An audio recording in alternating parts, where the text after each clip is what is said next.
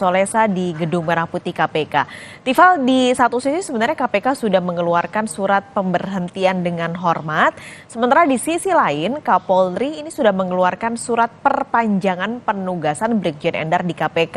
Ini jadi bagaimana sebenarnya status dari Brigjen Endar saat ini? Apakah hari ini Brigjen Endar masih berkantor ataupun beraktivitas di KPK?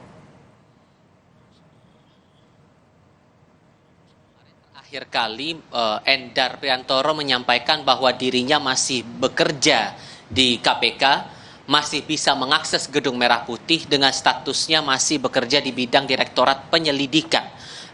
Masih dengan posisi yang lama, yakni Direktur Penyelidikan Komisi Pemberantasan Korupsi. Tapi kalau spesifik bicara hari ini tentu harus dikonfirmasi lebih lanjut lagi ya, apakah kemudian Endar masih tetap bertugas seperti halnya kemarin atau justru sebaliknya. Karena yang menjadi dasar dari Endar ini masih tetap bertugas di Gedung Merah Putih KPK merujuk lagi pada surat perpanjangan masa tugas yang dilayangkan oleh Kapolri Jenderal Listio Sigit Prabowo bahwa Endar masih diperpanjang masa tugasnya sebagai Direktur Penyelidikan terhitung pada tanggal 29 Maret 2023 hingga setahun ke depan, hingga tanggal 31 Maret 2024. Terlebih lagi, pemberhentian dengan hormat Endar ini dari posisinya sebagai Direktur Penyelidikan KPK, ini tidak ada alasan yang tegas apa yang menyebabkan ia diberhentikan dari posisinya. Sebatas penghentian masa tugas, tapi di sisi lain dari pihak Kepolisian Republik Indonesia sudah melayangkan surat perpanjangan masa tugas Endar ini di Komisi Pemberantasan Korupsi.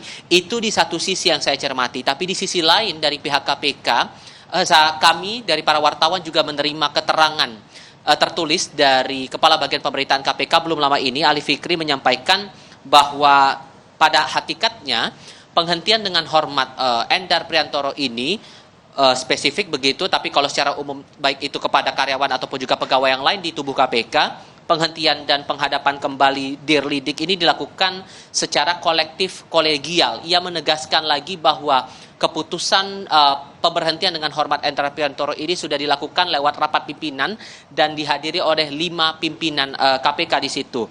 Sehingga ditegaskan lagi bahwa salah besar kalau disebut keputusan memberhentikan Endar Priantoro ini dari posisinya sebagai Direktur Penyelidikan ini hanya diambil oleh salah satu atau sebagian pimpinan Komisi Pemberantasan Korupsi saja.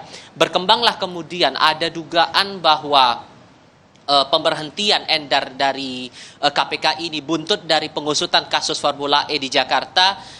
Dari Ali Fikri juga menegaskan lagi bahwa perbedaan pendapat dalam proses penyelidikan ataupun juga ekspos kasus ini, kemudian apakah perlu dinaikkan statusnya dari penyelidikan ke penyidikan ini, itu merupakan hal yang biasa terjadi di institusi penegak hukum, terlebih dalam hal ini adalah Komisi Pemberantasan Korupsi.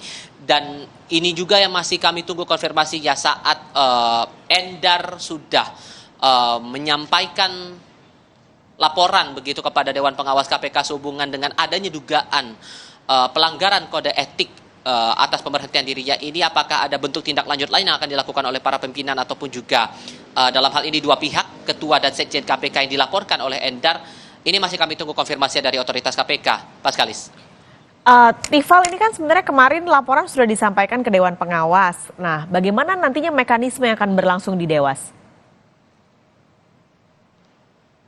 Kita coba merujuk dalam Peraturan Dewan Pengawas KPK nomor 3 tahun 2020 tentang tata cara pemeriksaan dan persidangan kode etik dan pedoman perilaku KPK.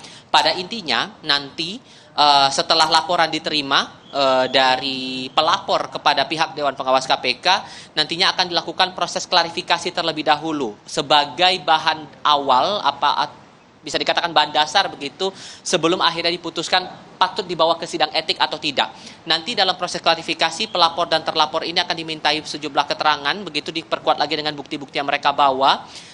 Nantinya proses akan berlangsung secara tertutup, itu yang termuat dalam peraturannya begitu.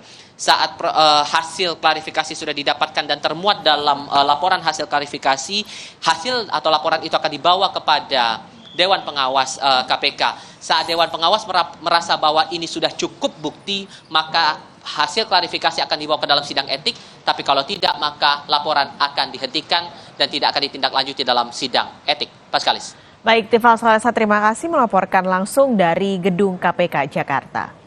Kini kita akan beralih ke sidang lanjutan